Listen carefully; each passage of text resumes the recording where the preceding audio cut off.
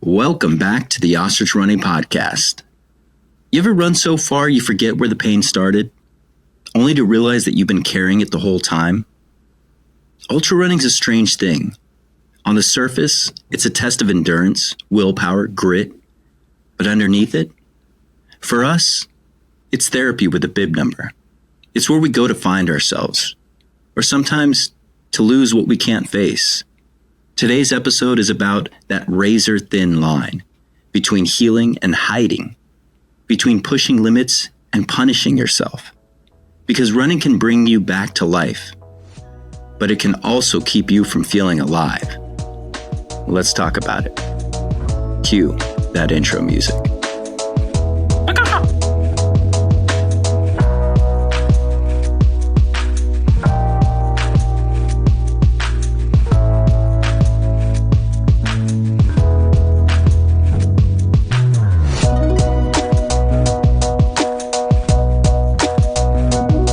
Welcome back to the Ostrich Running Podcast. I'm your host, Nick Mraz, and with me as always is my co-host, Jarrett, the Juice Horton. Can't wait. You know, there are stories we carry in our bodies, stories that don't always speak in words, but in motion.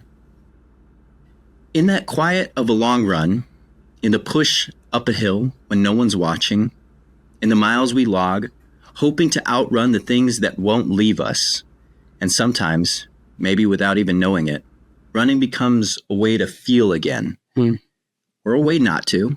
That's me. Our guest today has spent her life listening closely to those stories. Dr. Jaimie Lusk is a psychologist. She's a runner. She's someone who understands the strange, beautiful, complicated space where endurance meets emotion, where trauma and transformation sometimes share the same trail.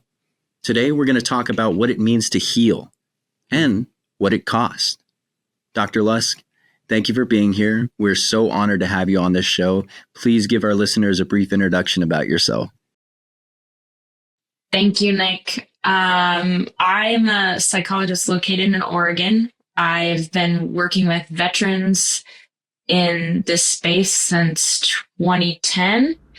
Prior to that, I was a Marine and I deployed to Iraq. And part of my reintegration back is I became a bike messenger. So I rode bikes all day and ate burritos and chocolate chip cookies. That's the classic move after the military is go become a bike messenger. I can tell you I've had my fixed gear that I was riding around post-military. So classic. What is a bike messenger? I'm sorry.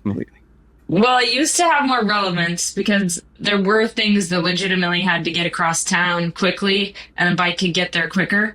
So I delivered things. And the things that really needed to get delivered quickly were court papers or blueprints. Oh, but nice. We can really do all that electronically now. So most of the time, bike messengers are delivering food.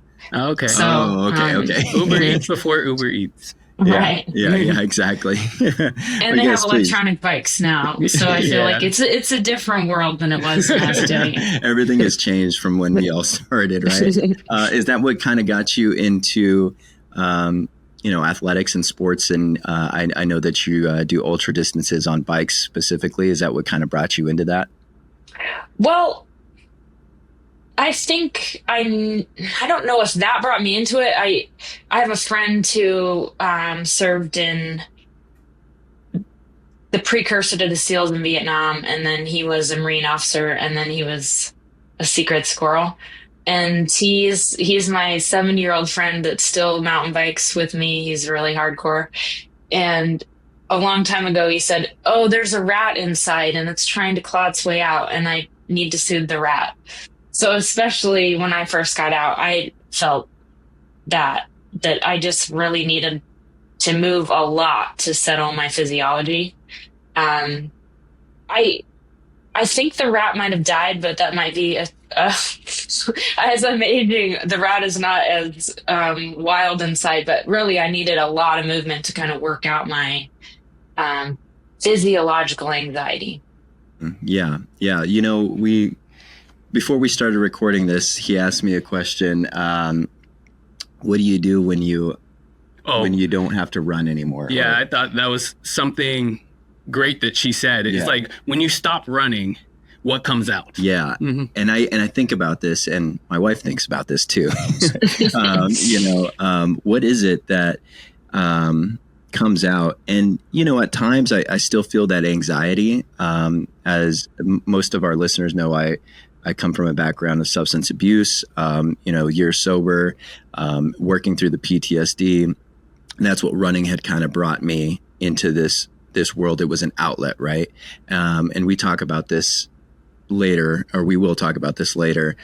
It's kind of like beating myself up. I feel that anger, there's some sort of anger that always comes out, when I stop running, get a little barky at my kids. My patience level starts to decrease a little bit more, gets a little bit more short tempered. So I feel like at times when I run, I'm able to suppress and really tire out that inner rat. So I know that there's a lot of people who are out there running from things, and I know we'll get into it a little bit more. So, let me actually ask you this first question. So when do you think that running becomes kind of a tool for resilience and transformation? When do you think that takes place? Well, I do think you are a little hard on yourself, Nick, because you have faced the things that you've gone through. So trauma processing and facing your trauma doesn't mean constantly drowning in it. It means touching it and going away, touching it, going away.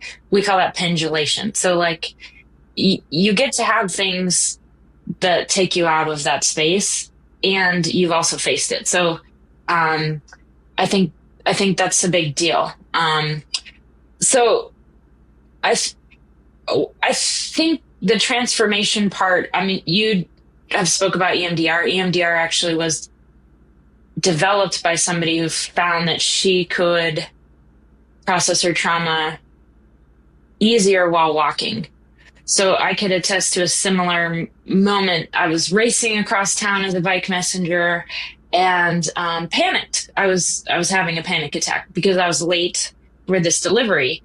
And in a moment, this epiphany, this realization washed over me that, oh, you think that if you make a mistake, people die.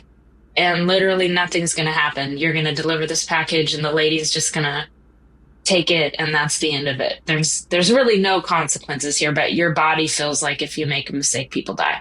So could I have discovered that in an office?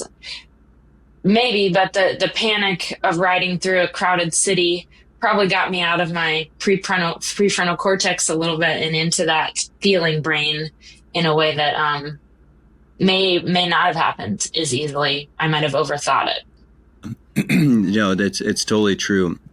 I have found moments where I was pushing through, and this is not in the running world, right? Probably fresh out of the military, where I feel like it actually aided me, right? When I was able to just finally identify that what I was doing is not life or death, right? So I went to the film industry after I got out because I needed to have the most creative outlet I could, because I felt like I was so strangled in that military life, that I was so strangled from creativity, that the moment I got out, anything and everything I ever did is going to be creative.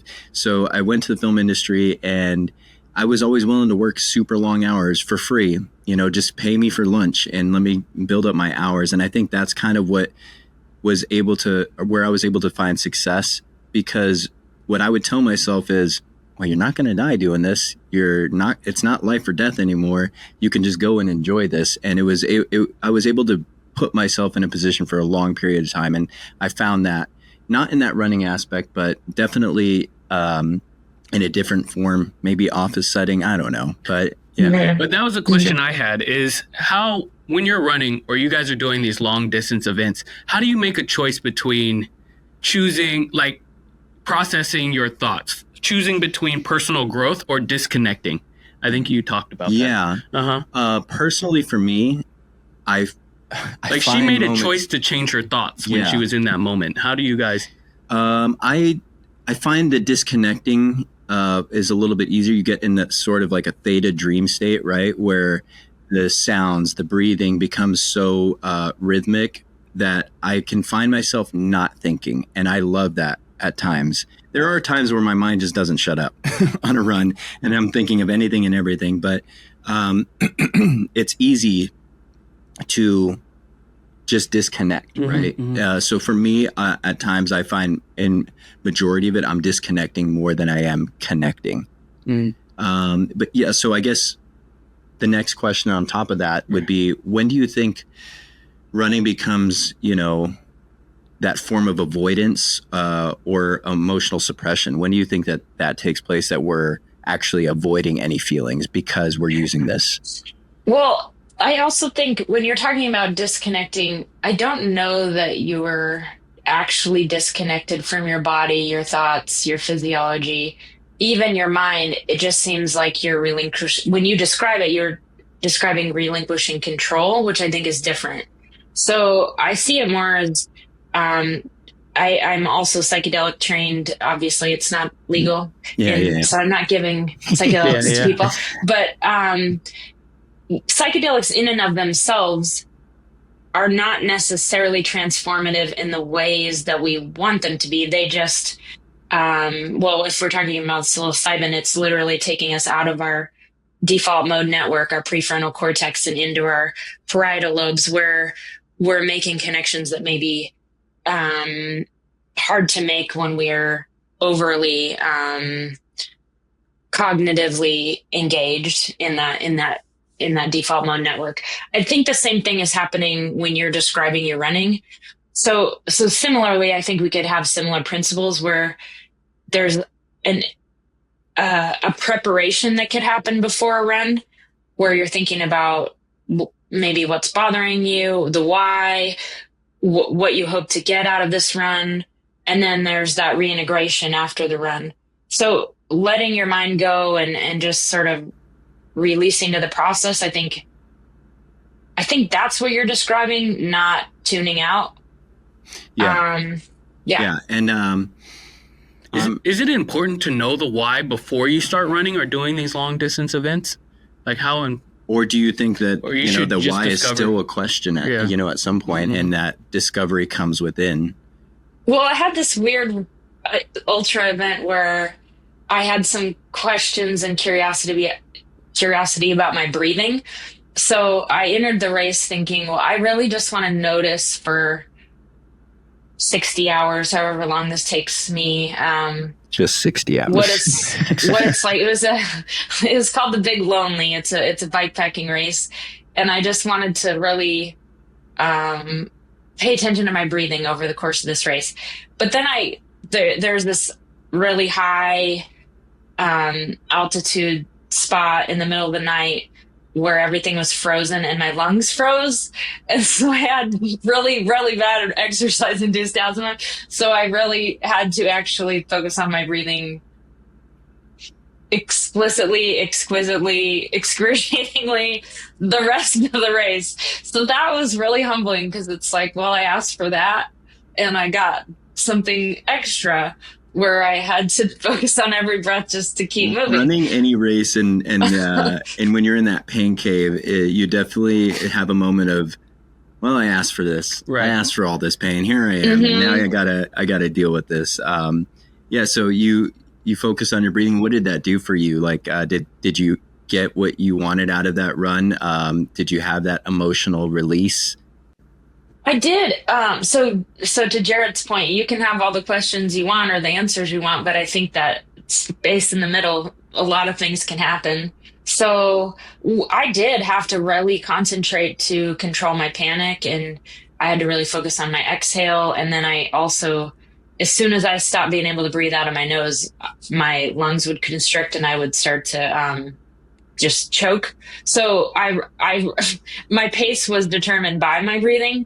So I felt like I got much more intimately attuned to my breathing in ways that I didn't imagine beforehand that I would be interested in doing. Yeah. Yeah, that's crazy. So, here you are, military veteran. What do you think this sport attracts people with trauma? Why do you think this sport attracts so many individuals who've experienced trauma, whether it be childhood trauma, military trauma? What about it? Because everywhere I look, I feel like I can relate with somebody in this sport. Drug addictions, things that a lot of them are CEOs. Yeah, there's so much. What do you think about this sport is drawing us all together? What do we find in this sport that now we look around and we're all doing this together? What is it that why it seems to be something general? Why do we really want to be doing this to ourselves, like the Big Lonely, where we want to find these moments of pain and suffering? Yeah, I noticed you spoke about the book Tribe by Sebastian Junger. I think that was an excellent thesis on all of this. But Viktor Frankl, who was also, he was in Auschwitz, experienced incredible trauma. He wrote a book called Man's Search for Meaning. And in that book, he describes we actually don't thrive when there's no tension. We don't thrive in a tensionless state. We thrive when we're forced to dig deep, find our edges. We actually need challenge. And I suspect ultra running numbers would go down if we all of a sudden had a civil war. We're looking and maybe even preparing for some of the hard things that humans have to do. And that's in our, I think in our DNA, that we really thrive finding those edges. Wow. Yeah. Why do some people crave that more than others, I guess? Because I don't get the same things out of running long distance that maybe Nick does. My joke is traumaless life over here. Must be nice, right? Yeah. Well, I've really loved your guys' banter back and forth. And I do think sometimes people are working out this idea of us decoupling fear and danger, decoupling fear and awe. So like, you talked about some exposure work therapists have had you do. So this idea of approaching things that feel dangerous and experiencing safety, experiencing something else. That's pretty important for people who are recovering from trauma. But I also will say, I think there's a need for awe. And people experience that in all sorts of ways. Jerry, you seem to experience awe in all sorts of ways and don't need this method. Lucky you for your financial. Like when I score a goal in soccer, I experience awe. I guess. Yeah. But the damage that Nick is doing to himself, or these long distance runners, it's hard for me to grasp. Why do they put themselves through that and then try and find it again and again, I guess, if I'm saying that. Well, I do think some of us come to an edge where the damage is greater than the benefit. Mm-hmm. But I also have a friend of a friend, Jess Mullen, who's finishing her 100th 100-miler. Yeah, it's amazing. So some bodies are able to do it and some bodies aren't. So I think there's that too. I have an athlete friend who's an incredible athlete, world-class cyclist, and she ran a marathon and it hurt her hip forever. So evidently her body's just not built for that. But Nick is still standing, so somehow his body is able to do this. I will say my body's going through some things. Nick, I had to put myself on an anti-inflammation diet, and it's harder than some ultra events. I went through the caffeine and the sugar withdrawals, and you'd think I was going to die. That was a couple days ago. So I'm on day 3. Don't get Jarrett started on my diet, because he watches me on tomorrow morning when I'm shoving my face with donuts and burritos, and he's like, and the way you eat before a race is incredible to me. Yeah, and I feel like I've heard it put very well. Ultra marathons are just an eating competition. You have to train to just eat a lot, because your body is like a race car. You can't you can't really function if you're not fueling it properly. And that's a whole nother workout in itself, running on a full stomach, where, you know, I never never thought about that. And then once you start it, you're like, oh gosh, yes. But yeah, for sure. That's tough though, you know, when you have to go through a whole diet change. And I know at some point I probably should, because I have stomach issues every time. Every time I'm like always struggling in the worst way possible. But yeah, okay. So now, real quick, could you talk about the book Awe? Yeah. And having these awe moments, because I know this is something you're searching for, right? Yes, this is a big reason of this podcast. I'm searching for a emotional release at some point, but yes, I'll let you go ahead and break into that. Well, I do love Dr. Keltner's work up in Berkeley, and he wrote a book called Awe, where he's summarizing a lot of his research, and he goes through these 8 areas people experience awe. Moral beauty, which I think we've already hit a little bit, you know, when people do, whether it's on the soccer field or, you know, in the boardroom or in the military, we might have seen it. You have such moral beauty when you score goals, by the way. Thank you. You're welcome. Thank you. I think that there is moral beauty all the time in sports, and collective effervescence is another thing when a group comes together, when you see the perfect cooperation in sports or watching sports. Religion, spirituality can be beauty, physical and music, psychedelics, epiphanies. And then I think this realm that we're talking about is closest to the psychedelics world, where I really do think we are experiencing an altered state. And in that state, we're stepping out of how we usually function, how our minds usually work. And there's opportunity for epiphany. There's opportunity to connect with awe to nature. Nature's another realm. There's a study he did in the book that I think speaks to how we could approach ultra running. So he took 60 people who are 60 to 80 years old, and it was a randomized controlled trial, so that each person either got in the control or the experiment group, and the control group was just walking. They're just assigned to walk, and they had to measure their emotional state and how they did both in the walk and between the walk, how their life was, their difficult emotions and their positive emotions. And they also were supposed to take pictures of themselves after their walk. And then the awe walk group was supposed to really attune as they were walking to what moved them. They were supposed to walk with childlike awe and notice what's novel, what's new, what's unexpected. And what they found was both groups walked. The walk group actually walked more than the awe walk group. So it wasn't volume of walking that did anything. But the awe walk group experienced more positive emotions and less distressing emotions. And one of the more interesting findings is they analyzed the photos, and the control group, the photos, the head took out most of the space the whole time. But the Awak photos, the head took up less and less of the space. They were like, look at this beautiful scene that I just enjoyed. You know, they were connected with it. Wow, that's incredible. And their smiles, they analyzed their smiles photographically, and the smiles became more full and big in the Awak group only. I wonder if, you know, and again, for anybody who hasn't listened, the thing I'm chasing, right, is I look at these videos at finish lines of people crying. They've given it their all. They finished.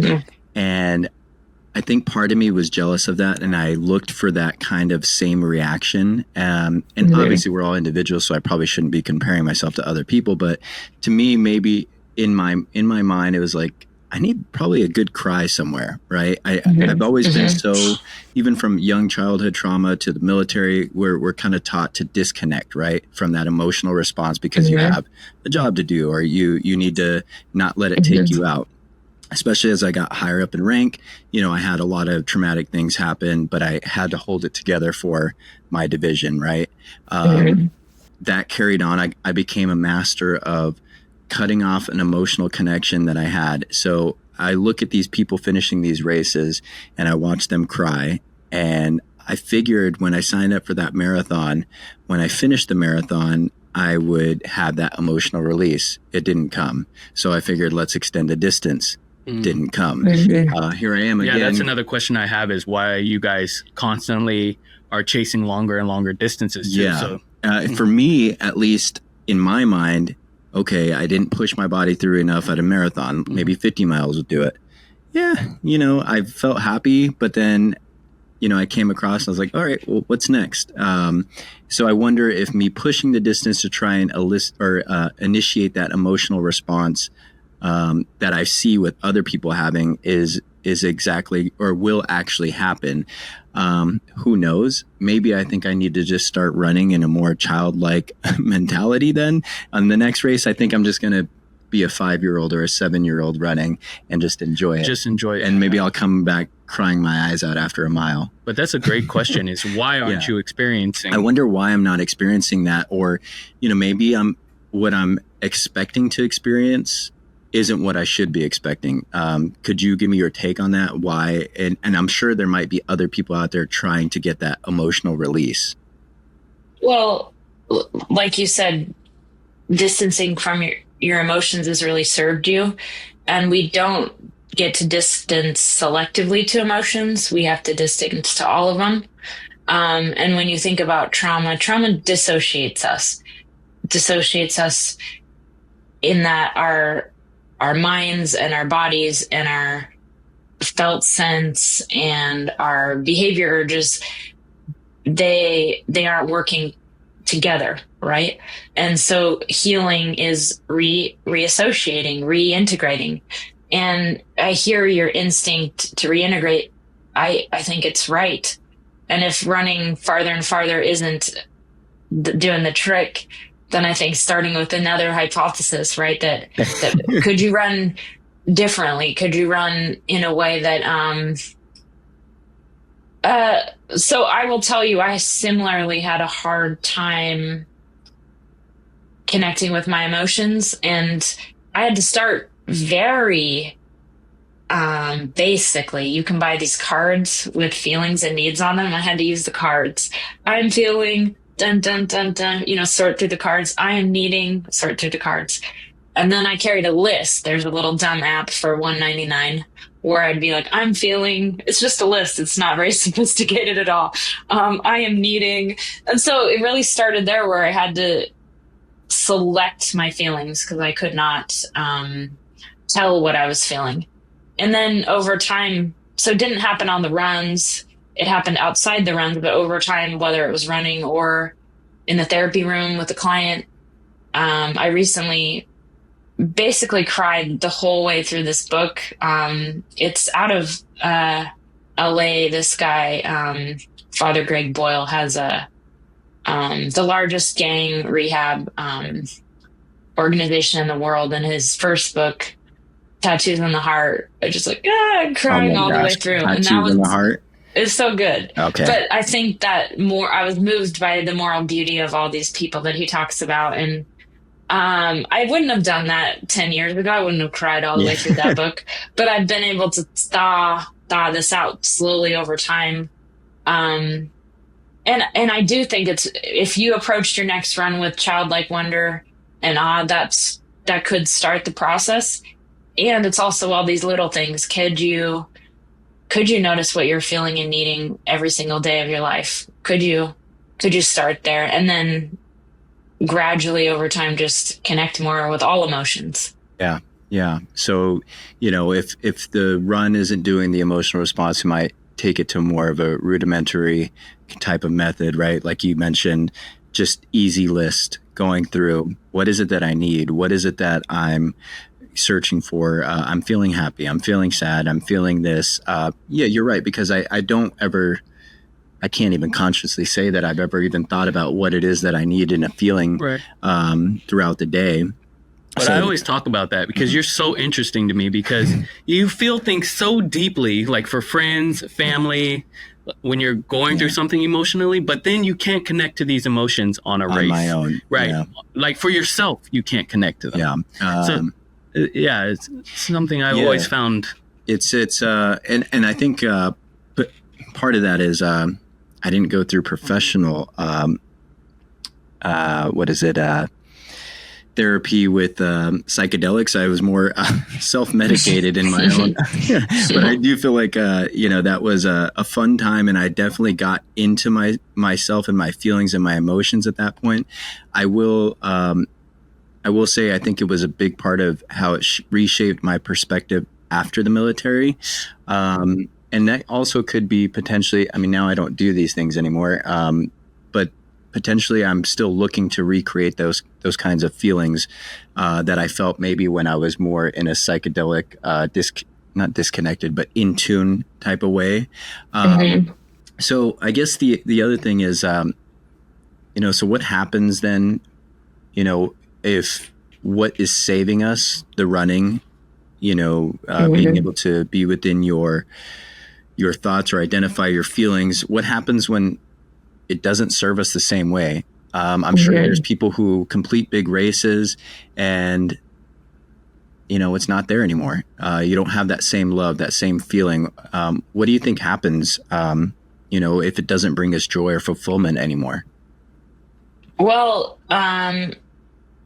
one thing that comes to mind is hedonic adaptation, which is an important idea in the substance use world. So it's this idea that it's not an idea; it's a principle where if we do things that release a large amount of dopamine, whether it's running or engaging in substance use, then eventually our minds adjust, our neurons adjust and lower the dopamine receptors. So that's down regulation. So essentially it takes more and more dopamine to feel the same level. I'm laughing because I'm like, dang, I down regulated so much. I have so much making up to do. Please continue because when she was talking about that, like I was thinking of you completely. I mean, I was like, whoops. Yeah. Well, it's good that our minds, we have neuroplasticity. So really over your lifetime, these dopamine receptors get to grow back. And there's some cool research. There's a book called Dopamine Nation where psychiatrist Anna Lemke out of Stanford goes through a lot of these ideas. One thing that researchers are finding can kind of regulate this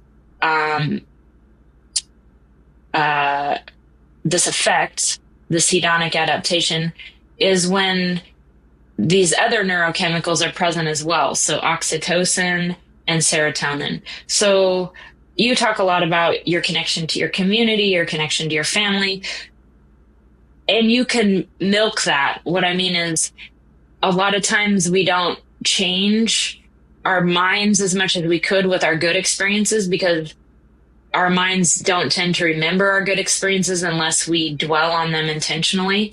So this idea that like bringing in connection and bringing in your pride. So perhaps maybe occasionally you feel pride for yourself, Nick, but I imagine it's difficult. So really engaging in things you're proud of, engaging in these connections can reduce that hedonic adaptation effect. In fact, they saw with those awe walks that I told you about, that joy induced more joy. So the awe was not subject to hedonic adaptation in the same way as pleasure. So that's a big deal. And I think it does have to do with this. It's sort of like if you eat sugar by itself versus if you eat sugar with protein and fat, it has a different effect on the body. So if you just get a dopamine rush by itself versus a dopamine rush with some oxytocin connection hormone with some serotonin, doing stuff I'm proud of, the cocktail hits you differently. Yeah. So you were addicted to just straight sugar for a long I just wanted that straight sugar. Straight dopamine sugar for so much sugar in my life that I really You're like, enjoy. Why do I have to take all this other stuff now? I just want just give me the pure sugar and we'll have a good time, right? That's so insightful though. I mean, how long does it take to heal and get the dopamine back? We don't exactly know, but there is research that as people are recovering, it can take years. And I've seen it. I've gotten to work with people who've, for instance, used methamphetamines for 30 years. Oh, wow. And there's some damage. Yeah. I can think of one person that is a delightful soul that has an ADHD-like presentation. And I eventually told them, look at this notebook. It's like a prosthetic. You got to write stuff in it. You need this notebook. Like some people need prosthetics. Yeah. So keep this notebook. Oh my But God. he got into meditation, and I noticed so much growth, so much neuroplasticity. His mind changed, his brain changed. He became able to metacognate in a way that this idea he could think about his thinking. In fact, one of his techniques I loved, he started to call his mind Mr. Tater, as in dictator. And he would just be like, oh, Mr. Tater, I hear you. That's just not the direction I'm going today. He just like was able to kind of like notice what Mr. Tater was up to, but be like, no, I got you. Not I hear today, your Tater. concerns. Not today. Yeah. So really beautiful work. And so that was after 30 years of meth use. There's still quite a bit of neuroplasticity, and I saw him change. That was my sugar of choice towards the end for quite some time, and it puts you in some dark places, and so that's amazing that and gives me hope, right? That there's ways, and I really love that analogy. The notebook is a prosthetic, right? Right. I mean, we really do need all these other tools out here to, aid us through this journey of recovering, especially for most of the listeners and most of these runners. I mean, you're running from some sort of trauma. You want to, understand that there's plenty of tools out there that will help you get along this journey.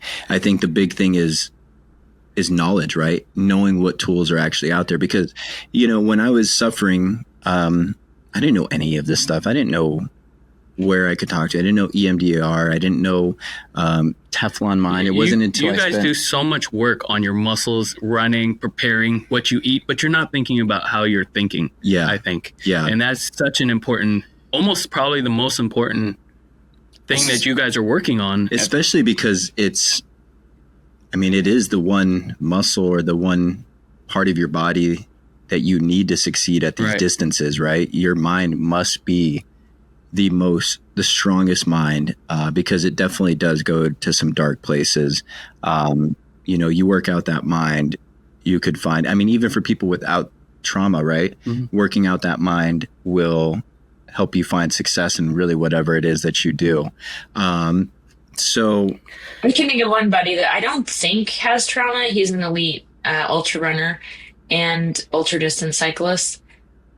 What I love about his mind is he truly exemplifies that you either win or you learn. You either win or you learn. Very true. So he's like either winning or learning. He's had some pretty devastating situations where, whether it was like, as you know, uncontrollable diarrhea for hours and hours and hours and hours, could not finish that race, or an injury, or, in cycling, of course, you can have catastrophic bike failure. So he's always, of course, devastated, but also I've seen him just constantly turn that into wisdom and preparation for the next event. And I think one thing that I really appreciate about him as an athlete is he loves the process. He loves the perspiration. He loves tweaking his training. He loves talking about training. So that piece that's about control freaks who are all trauma. When we've experienced something that is out of our control, we love to have control of everything, right? And that's the one thing I've also have. Being a dad and raising kids, oh my gosh, you can't control anything with these, with these kids. You need to relinquish control. And at some point, I also, in the usage of my psychedelic era, my psychedelic Nick era's time, different eras. I enjoyed not having control, but still I found a way to control that, like being so out of it, right? But finding control. So I know that as I learned going through therapy, right, we love to hold on to something, especially when we've experienced so much that was out of our control. But yeah, so what do you, go ahead. Well, how do you know when to DNF and, when to DNF and it's okay, or to push through it? Because I feel like that edge is where, especially getting to certain distances, right, grow the most, is that edge between pushing through something that you probably shouldn't. Even those injuries, it seems like that's when Nick and these other runners gain the most. Mm-hmm. And then there's other times when they should DNF and it's okay. Like, there's a lesson in that also. Yeah. So, well, I think the analogy I've had recently is my friend is an aging athlete, and she's talked about don't frack your body. Don't do body fracking. And I ran into a tree and definitely could have died. I was mountain biking in Squamish in August, and a famous slab, people know, it's called In-N-Out Burger. And the thing that you're definitely not supposed to do on it, I did on it, and just barreled into this tree that famously, I mean, it's the most medevac trail in Squamish. And so easily could have died. And it really did set off sort of some body reactions that I'm not quite over yet. And so I just thought to myself, and this friend said this idea of fracking, this was an instance of body fracking. Like, I did something to this body of mine that I don't want to say is permanently damaged, but certainly isn't a renewable resource at this moment. So I think we're guessing out there in a race, but if you think there's a chance of doing permanent damage, I think it matters to call it. Like that friend I told you, I really respect his mind. He was in a race, a bikepacking race, where his knee swelled up to 3 times its size. It was devastating for him to stop this race. It was the Tour Divide. So, very long, all the way down the Great Divide, and devastating. I mean, so many resources went into this race, and yet he could have done permanent damage if he kept going. So I think that's really, it's hard to make that call, but if that's on the table, our body ceases to become a renewable resource at that point.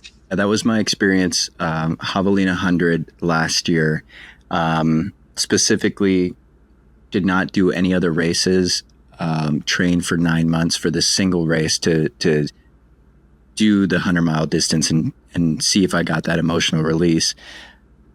Kids got me sick a few days before, flu-like symptoms, 100-degree weather out there, still running it. And a couple people have been medevaced off that course already.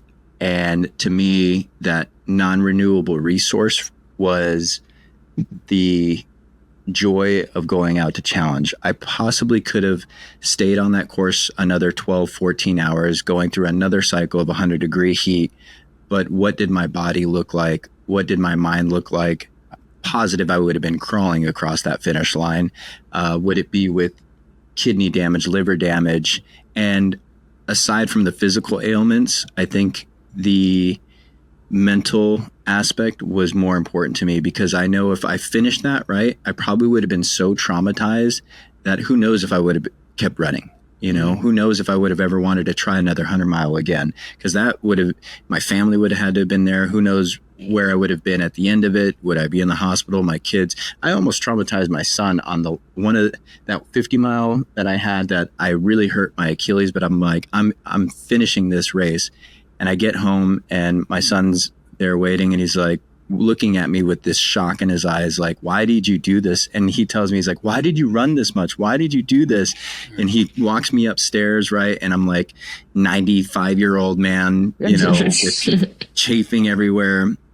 And, I get in the tub, and he's like, let me help you out, and sprays me off with water, and it stung so bad. And I was like, oh my God. And to watch him say, don't ever do this again. Don't ever run this much. I'm like, I'm so sorry. This is, this is just something that I wanted to do. So there was 2 moments, right? One, I had a personal thing to complete. I knew I wasn't in any real physical danger other than being in pain, right? But that other race, it was very important to me, but it wasn't everything, because I kept in mind of his reaction from the last time I pushed through. I did not want them to see me, in that state. And again, I also didn't want myself to fall out of love with running. And even though we have a love-hate relationship, running and I, right. So it's very fragile already. So I needed to keep that, on top of mind that, there's another day, there's another fight. I'm not an elite runner.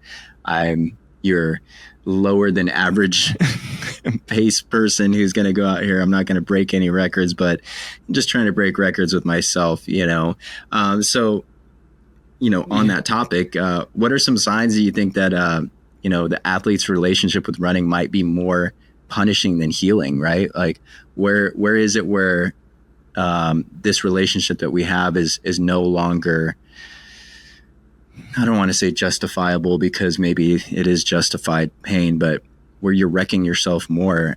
Is there a psychological turning point that somebody's maybe telling themselves on their own, like, still keep pushing through this, you're going to finish this, right. Kill your body, You speak of the non-renewable resource, is that the turning point when you're abandoning the awareness for this anymore? The awareness for this resource, and kind of saying I'll sacrifice what's unrenewable just for a medal? Well, I think you both spoke to this idea of if running all you got, that's a vulnerability. So if it's the only way you're dealing with hard things, if it's the only way you're managing hard emotions, if it's the only way you're sort of keeping yourself emotionally grounded, then that's a vulnerability, not necessarily a problem, but a vulnerability. And then you're speaking to when you see yourself in a cycle of pain, you deal with the pain by running, but then the running adds more pain. Then you deal with that pain by running, and then the running adds more pain. So if you find yourself spinning where running is both the only solution you got and part of the problem, it's adding, whether it's physical pain because you got some chronic injuries you're not dealing with, or it's actually maybe some of the emotional pain that comes from not performing like you want, then you really find yourself in a spin. I thought that was so powerful. What you said is, when a runner stops running, what resurfaces? Yeah. Mm-hmm. I thought that was, it's still, it was, he's going to ask me that every time I stop running. He's going to say, what's at the surface, Nick? Because that almost explains what you're running for. Yeah. Right. And I so it's my quote from my friend. I forgot who told me, but if you want to find out why you're running, stop running. Right. So in my case, if you want to find out why you're eating sugar, stop eating sugar. Right. No, it's powerful, and I think we all could take that moment, right? And you don't have to necessarily stop running, but I mean, it just elicited that thought process, right? When you asked that, when she said that, I didn't answer him, by the way. Right. I stayed quiet. Yeah. He asked me that question, and I said, "We're recording. Hold on, let me just." Such a powerful question. Yeah. Maybe I'll think about that. That might take me some time. Maybe on a 4.5 hour long run, I'll just think about what would come to the surface when you don't run. But yeah. Well, how can you think about it? It has to be you will find yourself not able to run at some point. Then you can answer that question. Well, but I don't think in a few moments, and you have for like a week or something. Yeah, it wasn't. And the last one was the other 50 miler that I had 6 weeks off because my Achilles was done for. That was tough. It was tough. And again, I think I'm just, avoiding thinking about what that felt like. But obviously that means maybe to me, there's still a lot more work that needs to be done within myself. Right. And as we're taught, somebody who's in recovery from substance abuse, it's never ending. You're never gonna get a stamp from a doctor saying you're healed. Here you go. Have fun. Get back out there and normal. It's something that always needs to be continuously worked on and adapted, and being made aware that the potential for something else could always arise. I think same with the PTSD. Yes, you can find moments where you've processed the trauma, right? The trauma still hurts, and I also, I don't think it ever takes away. Right. But if you get a tool bag that is well equipped with, everything that you can to acknowledge and face these battles, you're constantly able to go in and get a new tool depending on what challenge you face in that time. But yeah, I think the hard part is, people who, like myself, who have big goals that they want to accomplish, what it takes to accomplish these goals, having a family, having a business, training, going to school. These things all take a lot of planning, a lot of sacrifice. So how would you think that someone can, make space for both hard training and hard emotional work without actually burning out? Well, I'm worried about your sleep, Nick. I don't know when you sleep because you wake up really early. It just doesn't sound like sleep is happening. But I hear a lot of values conflicts. You care about excellence. You care about improvement. You care about really pushing yourself. And you also care about being there fully for your family, being there fully for your business. And so that is a good thing. It means you care about a lot of things. And those values are going to continue to conflict. And so I have a Buddhist teacher who tells me things sometimes, and she told me around a similar values conflict, oh, Jaimie, you just got to watch those two sticks rub together, and one day the friction will make a fire. So this idea of you just get to notice. I don't know what will come of it, but I can tell you I recognize a similar conflict that probably is there for all ultra runners, that it just takes so much resources. So I had a race where I very unwisely planned to immediately hang out with an old friend. And everything went wrong. I was a terrible guest, and she canceled me as a friend. So I literally lost a friend related to this ultra endurance event. I had no idea how tired I'd be, how loopy I'd be, how dirty I'd be, I was a very bad guest. And I hope that we're friends again, but we are not yet. And so it really put me in touch with the cost that's sometimes there, and how thoughtful you have to be around the amount of resources this takes, sometimes unpredictably so, and how that's going to rub with your other commitments. And because I relate, I don't want to be that burden because of the goals that I have. And so I try to be so mindful of my family's time, my wife's time. Like, I don't want to be a person who's not putting in the work for, the family. Right. So if that means lack of sleep. Don't like that solution. Right. I'm just telling you. I know. I probably shouldn't say that out loud, but I just, it means harming yourself. Yeah. And I guess you're right. At some point you have to take a hard look and say, maybe readjust your goals, right? Readjust what it is that you're looking to accomplish. Maybe one race a year, maybe only a certain distance. Don't plan on 2 birthday parties after a 4.5 hour long run for the kids, and expect to be out there and be functional. I think it's really, really important to probably play things through. A lot of us ultra runners, we don't like to play the worst case scenarios through, right. Like you setting up a date, like a friend's date, like, hey, I'm gonna hang out with you. Yeah, it's okay. I could do 50 or 100 miles, and then you don't kind of understand the different outcomes that could be there, right? You speak about pushing beyond the ego story. Yeah. Did that kind of go into this? Could you talk more about that?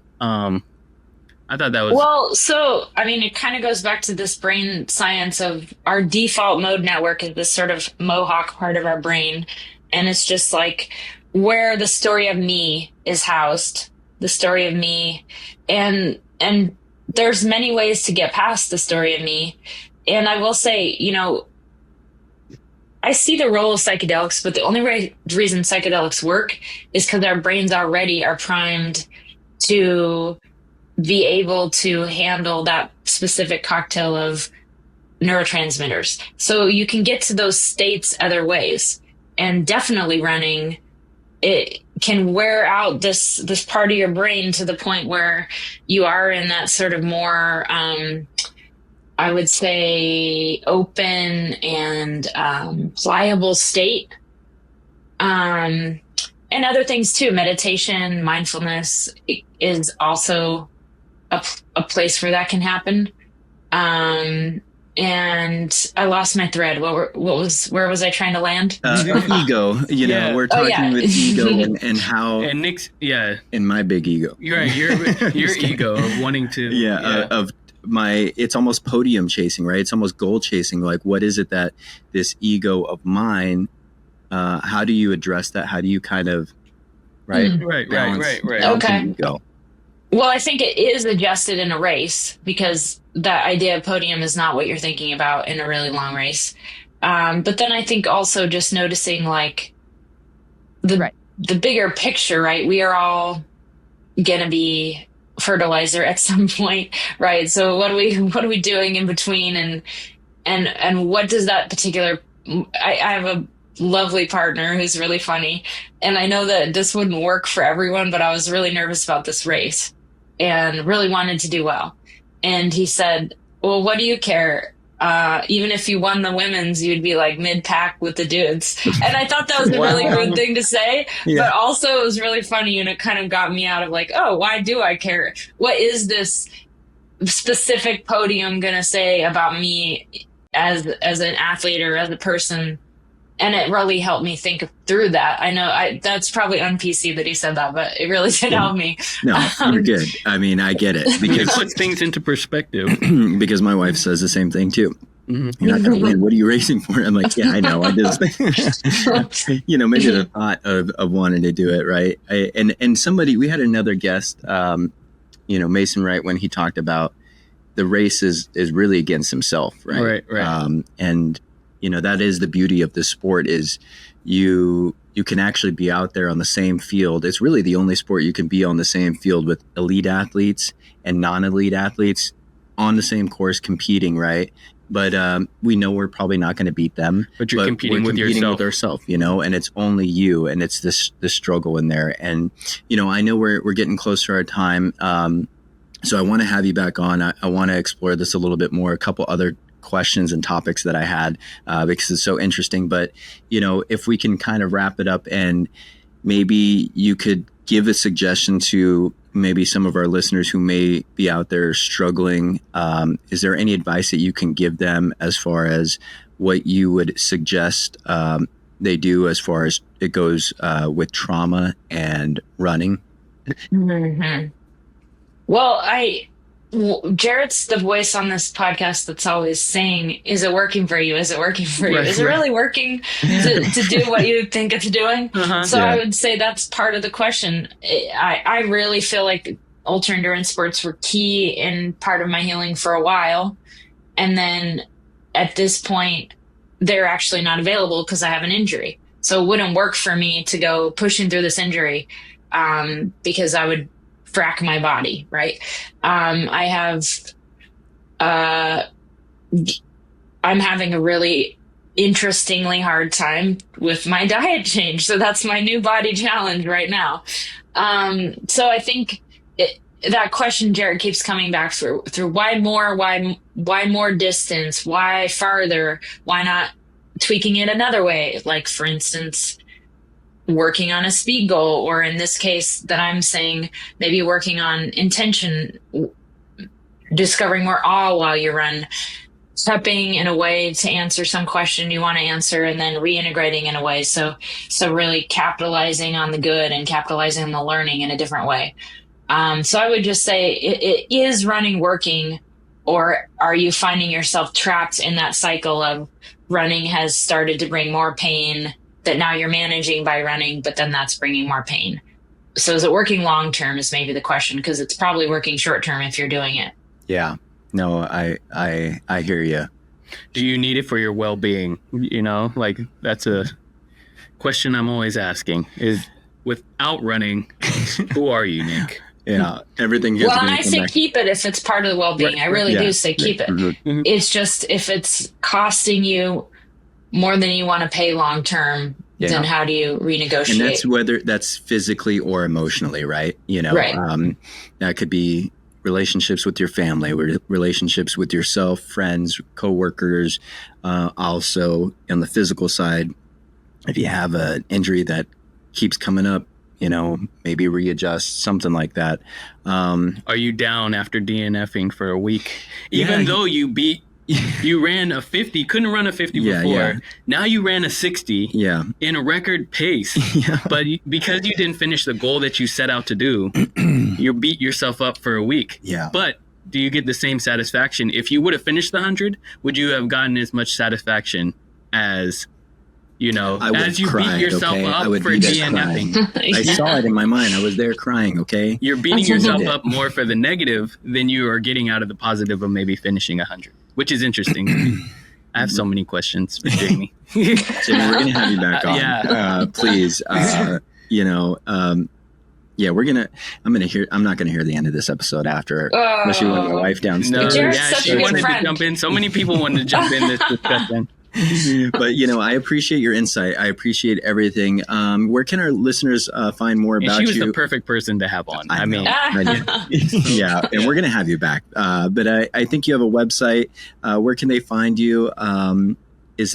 Yes? Go ahead and let me know, or let our listeners. Well, my website's probably the best. Dr. Jaimie Lusk. You got to spell it with 2 I's because I can see the future for your psychological health. I am licensed in Oregon and Idaho currently, and I'm getting my California license, so I will be licensed someday down there. Perfect, and then it'll be your first patient. And, all right. And we'll go. Might be your hardest patient, but I was telling Nick, just for the audience, if you're a veteran and you just want to consult with me, to figure out where you might be able to get care, just get a hold of me on my website and I'll find you the stuff in your area that might be helpful.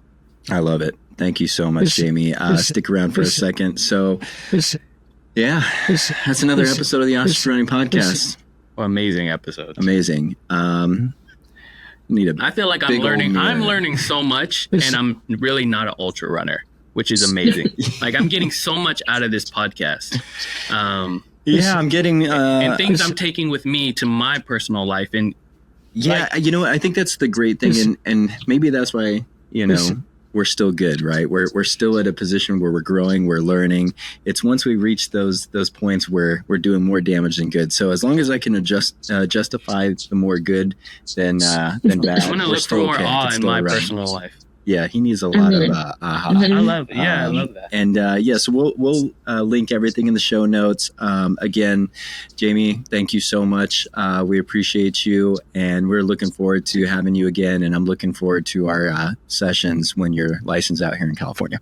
Okay. All right. Thank you very much. That's the Ostrich Running Podcast.